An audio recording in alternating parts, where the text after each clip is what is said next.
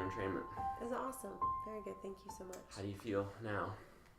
More connected, more in my body.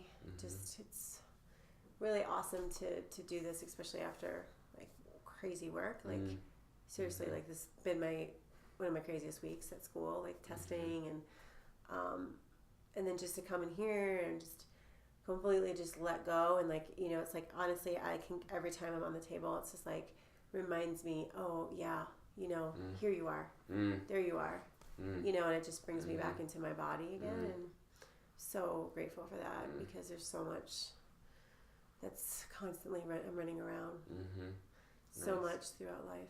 Yeah, I often say when I get entrained in Boulder there, like, God, I don't know how people live without it. I don't know either.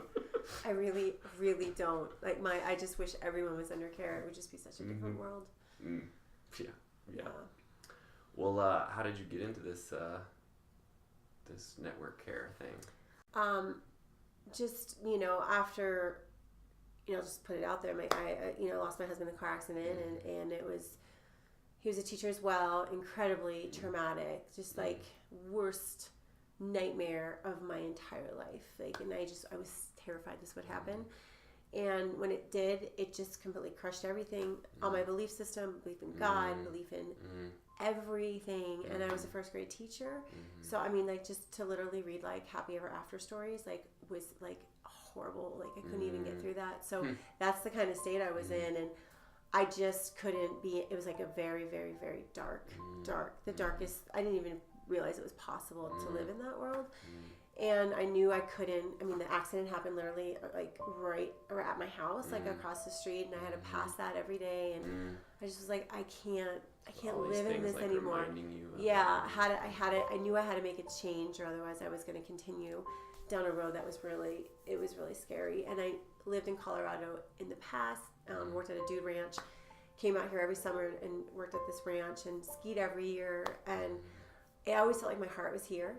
And I knew if I had a chance to survive this, that I had to come out to where my heart felt like it was complete.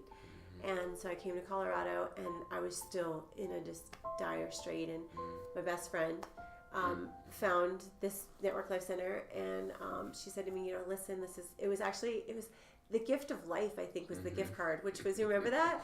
And she gave me this gift of life, and I remember thinking, oh, like, you know, just like that, where I was at that state, like, gift of life, like, what, you know, just...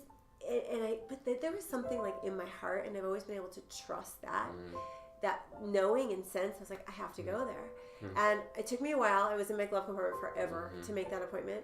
And I'll never forget the first time I came in, I got like the scans done, and they were horrible. Like, they were all black. I don't know if you remember those. And I just, it gave me life again. Like, literally, like, it's the first time that I could feel like I was like, there was life there, or there was, I might be okay. And I remember I made an appointment, and I literally, like, I had my hair in pigtails, and I had like a little jumper suit on. I don't know why. I remember exactly what I was wearing, and I showed up a day early for my appointment because I just had that sense of hope. And to be where I was, I can't even put it in words, where I was, to like having that sense of like that there could be life again, there could be hope again. So this is like after your This scans was after, and yeah, stuff? I'm sorry. It was after my scans, after I hadn't my first entrainment. I totally forgot to say that.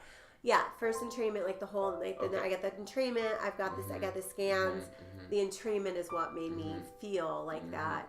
And so, yeah, I showed up a day early, and I was like, I'm never really on time. I struggle with that. So I'm like, why aren't they here? You know, I'm here. Why aren't they here? And I looked, and I realized so that's, like, I immediately got it. I immediately felt that. And then from then on, like, I just literally wanted to live in the office. Like, I remember, like, I wanted to go in before work. I was teaching Head Start at the time. I was a lead teacher for Head Start, and I want to come before work. I want to come after work, and I was like getting like 2 entrainments a day. And literally my life just like it switched. And I hate to say this because I'm like 180 degrees different now, but you know, doctors put me on all this medication. They diagnosed me with fibromyalgia, Graves' disease, anxiety, like you name it. They diagnosed me because I was what happened was my body I think because I was so like I was a ski instructor and I was so like I was outside appearances. I was this athlete. I can do this. I'm like fine. Push and through. yeah, and people are like, "Are you doing okay?" And I'm like, "I can do this." Game, right. And so my body just completely shut down, and I had to go to the doctor to find out what's going on, and they put me on all these different medications, and I was just I didn't know any better. So what were there physical things that you were experiencing? Yeah, I mean, I couldn't even like I said, a ski instructor for 12 years. I literally had too much pain to walk from my classroom down to take my kids down the cafeteria, and I remember that feeling like I didn't work out. I shouldn't feel like this. Like my whole entire body, like I've never felt that pain before. Like inside, like every single muscle, every single bone, every single joint in my body. It felt like I was like run over by a car every single day. And that was just that fibromyalgia, whatever. It was the emotional sense that just took over, and just there was no way I could lie about I'm not doing well, you know, like because I wanted to hide that, but I'll never take that for granted that the emotional, physical connection again. That gives me some perspective because I've never heard anyone. I've heard about, obviously had lots of people talk about fibromyalgia. Yeah. But I don't know if I've ever haven't had anyone sort of describe it that way. Yeah, it's funny because when people, I don't remember that I technically was diagnosed with it now, and it's crazy to say that because it literally like it. How do you say that? I mean, I couldn't even like really, function because of it. So, yeah. So it kind of like it was stopping you in your tracks. Like totally. It was like not letting you. Right. And so you were, I don't know, like. Did that change? Did that start changing quickly, or did it take a while, or like what was that? This was 13 years ago, but I do like remember it very, vividly. That I just, like again, that like just life started coming back to me in my body, and I remember like I'm like I don't, felt like I don't need these medicines anymore. Like I just started to feel okay again. Of course there was those emotions that I didn't want to feel, which I believe is why my body shut down so much, because it was too big to feel. And I remember feeling, getting in entrainment and feeling those emotions and feeling like I just wanted to cry and, just felt like that all just like unraveling in my system.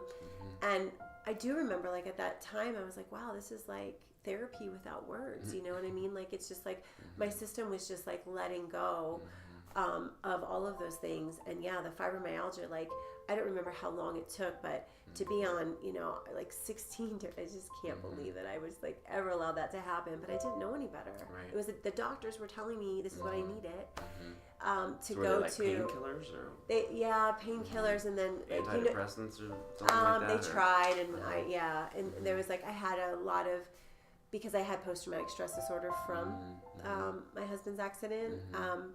I was having anxiety attacks all the time, and I thought I was having heart attacks, because it feels like you're having a heart attack, you can't breathe, and so they were trying to control that, and it all just kind of like just my system just started to just finally go out of that fight or flight and just relax, and as that happened, I was able to go off the medicines to where, I think it was in a short amount of time, I was on like 0, which was incredible. So. Well, you're rocking it, Steph. It's Thanks, a pleasure to Dr. be J. around you, and a Appreciate pleasure to be part of your journey. So you've been a huge part of my journey, and I thank you for that. Yeah. Can I give you a hug? Yeah, please. You're awesome.